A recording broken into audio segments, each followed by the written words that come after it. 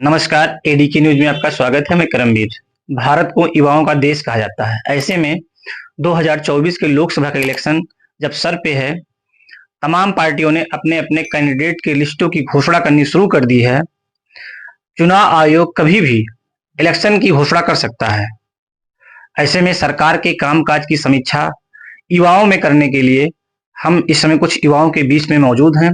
हम इन लोगों से बात करेंगे और जानेंगे कि ये लोग सरकार के कामकाज से कितने खुश हैं, कितने संतुष्ट हैं और इन लोगों की राय क्या है सरकार को लेकर के। तो हमारे साथ कुछ युवा मौजूद हैं, आइए इनसे बात करते हैं। भाई साहब, आपका नाम क्या है? मेरा नाम विवेक सिंह है। विवेक जी, क्या करते हैं आप? हम कॉम्पिटिशन्स की तैयारी करते हैं, प्रतियोगी परीक्षाओं की तैयारी करते हैं। तो जैसे आप प्रतियोगी परीक्षाओं की तैयारी करते हैं, तो इस समय आप किस चीज़ की तैयारी कर रहे हैं? इस समय मैं समीक्षा अधिकारी, यूपीपीसीएस इत्यादि परीक्षाओं की तैयारी करता हूँ। तो समीक्षा अधिकारी का भी हाल ही में पेपर हुआ और कल खबर आई कि पेपर निरस्त कर दिया गया है सरकार के द्वारा। तो मतलब ऐसी खबर थी कि पेपर लीक हुआ है। तो इसके बारे में आप लोगों की क्या राय है? देखिए, पेपर जो लीक हुआ है ये एक बहुत ही दुर्भाग्यपूर्ण घटना है और इसके प्रति जो है सरकार को गंभीरता से विचार करना होगा।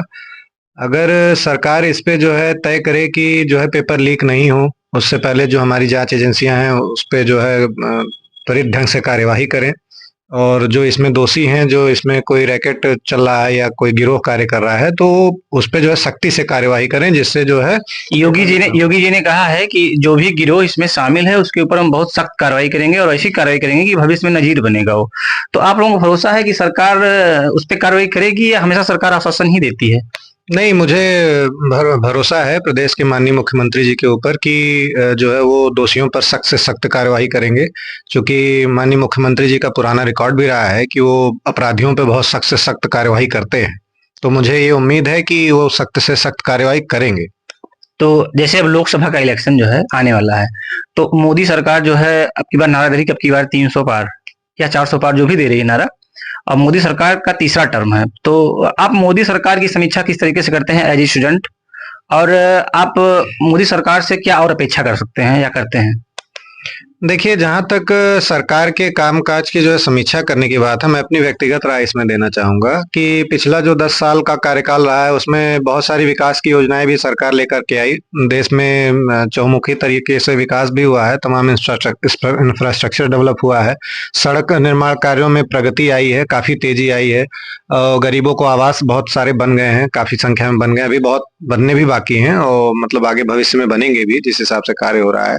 तो सरकार ने इंफ्रास्ट्रक्चर पे तो अच्छा कार्य किया ही है, जॉब्स पे काम कर रही है, लेकिन जॉब्स पे अभी जो उस हिसाब से कार्य नहीं हो रहा जिस गति से होना चाहिए। और रिपोर्ट्स ये बता रही हैं कि बहुत सारे पद जो है केंद्र में खाली पड़े हुए हैं, राज्य में बहुत सारे पद खाली पड़े हुए हैं।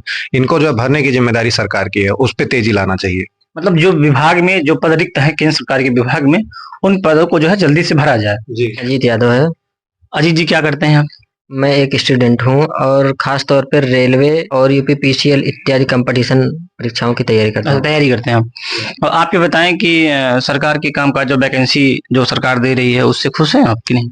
सरकार जो वैकेंसियां निकाल रही है वो तो ठीक है, बट इसमें दिक्कत ये है कि जो वैकेंसी निकालने के बीच का जो टाइम पीरियड है, समय अंतराल, वो बहुत ज्यादा है, क्योंकि 5-5 साल में वैकेंसी आ रही है।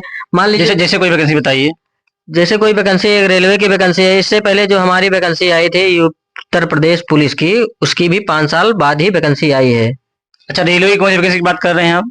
रेलवे में खास तौर पे एएलपी की जितनी वैकेंसियां हैं, रेलवे ग्रुप डी की वैकेंसियां हैं, हमारे आरपीएफ की वैकेंसियां हैं, एसीएम गुड्स गार्ड की वैकेंसियां हैं, तो सारी वैकेंसियां जो है 5 साल के अंतराल पर आ रही हैं। तो ये चीजें नहीं होनी चाहिए। सरकार को एक प्रॉपर तरीके से जो है कंटिन्यू वैकेंसियां निकालनी चाहिए, जिससे बच्चों के बीच में या विद्यार्थियों के बीच में, हम जैसे युवाओं के बीच में रेगुलेशन पढ़ाई को लेकर बना रहे।